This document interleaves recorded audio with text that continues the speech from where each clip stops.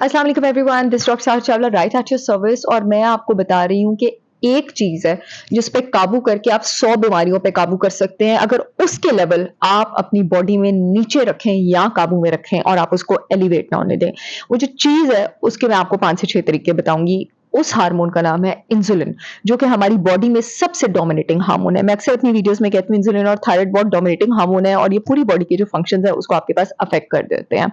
अगर आप इंसुलिन को काबू में रखें, इंसुलिन को नीचे रखें, तो स्टार्टिंग विथ मोटापे से आप बचेंगे, आप ब्लड प्रेशर की बीमारी से बचेंगे, आप डायबिटीज से तो आप बचेंगे ही बचेंगे, कोलेस्ट्रॉल से आप बचेंगे, याददाश्त भूलने से, अल्जाइमर्स की बीमारी से आप बच जाएंगे, कैंसर से आप बच सकते हैं, ऑटोइम्यून डिजीज से आप बचेंगे, जिसम में जितने भी इंफ्लेमेटरी डिजीजेज हैं ओबेसिटी के समेत, आर्थराइटिस खास करके, इससे भी आप बच सकते हैं। ये सारी की सारी डिजीजेस, जिन डिजीजेस के इनमें आइटिस आता है, यानी आइटिस का मतलब होता है मेडिकल लैंग्वेज में सोजिश, इन्फ्लेमेशन, उन सब से आप बच सकते हैं।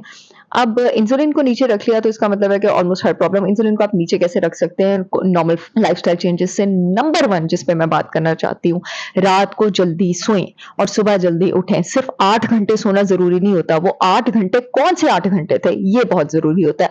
जब आप रात के 11 बजे से ऊपर जागते हैं तो आपकी बॉडी में जो कॉर्टिसोल है, स्ट्रेस हार्मोन, उसके लेवल रेज होना शुरू हो जाते हैं। कॉर्टिसोल डायरेक्टली प्रोपोर्शनल है इंसुलिन को, यानी अगर कॉर्टिसोल बढ़ेगा तो आपके पास इंसुलिन भी बढ़ेगा, जो कि नॉर्मल नहीं है।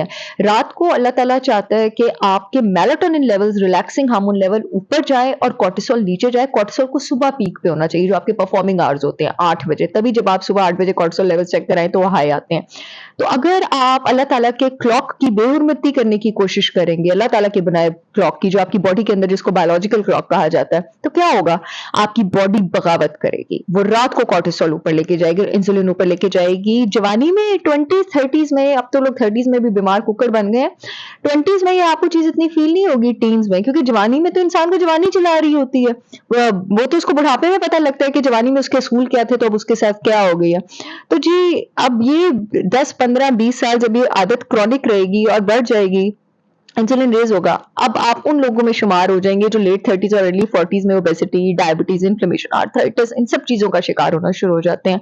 तो सबसे पहला चेंज आपने ये करना है। दूसरा चेंज, एरोबिक एक्टिविटी। सुबह उठ के आपने बाहर जाना है, जिस टाइम प्लांट्स ऑक्सीजन छोड़ रहे होते हैं, रात के टाइम प्लांट्स कार्बन डाइऑक्साइड छोड़ रहे होते हैं। रात की वॉक को मैं सपोर्ट ही नहीं करती because of this carbon dioxide वाला reason and so many other reason, क्योंकि वॉक करने के बाद बॉडी में एंडोर्फिन्स रिलीज होते हैं, वो आपकी बॉडी में अवेयरनेस इंक्रीज करते हैं। रात के टाइम आप टोन डाउन करें खुद को, रात के टाइम आपने ओवर एक्टिव क्यों करना है खुद को।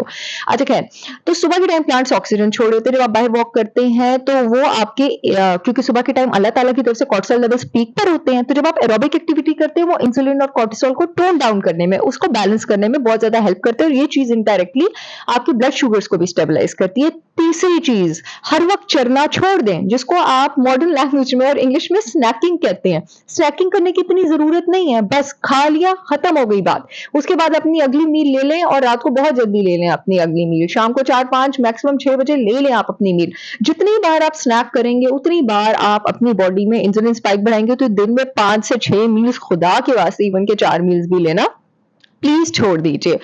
चौथी चीज जिस पर मैं बात करना चाहती हूँ, जिस पे मैं 11 साल से कायम हूँ, अल्लाह आगे भी कायम रखे, इंटरमिटेंट फास्टिंग। इससे बेस्ट तो कोई तरीका ही नहीं है जिसम में बढ़े हुए इंसुलिन लेवल्स को नीचे लाने का या इंसुलिन लेवल्स को बॉडी में रेगुलेटेड रखने का।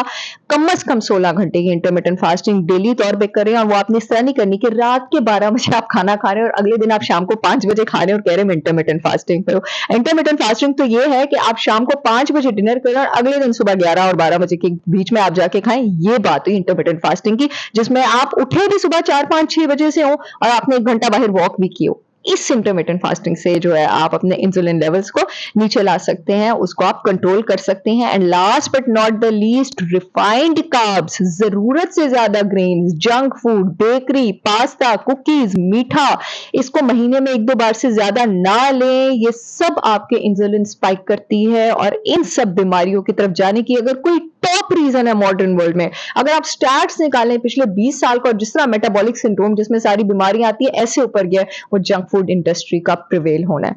तो इन चीजों को महीने में 1-2 बार से ज्यादा ना लें। और आप देखेंगे कि वो जो जड़ है बीमारियों की, वो आपकी ज़िंदगी से इंशाल्लाह निकल जाएगी। हर जो भी चीज़ ज़िंदा है उसने मौत का ज़ायका चखना है। हम सबको ज़वाल आना है और सबको ज़वाल आना चाहिए। हम सब ने अपने एंड की तरफ जाना है, लेकिन उस एंड की तरफ हमने ग्रेसफुली जाना है। बाकी सारी मुसीबतें और आफ़तें अल्लाह ताला की तरफ से हैं, वो जो जिसके हिस्से में लिख दी गई है, खुद उसके लिए इन्विटेशन लेटर मत बने। I see you all again with yet another informational video. तब तक के लिए अल्लाह हाफ़िज़।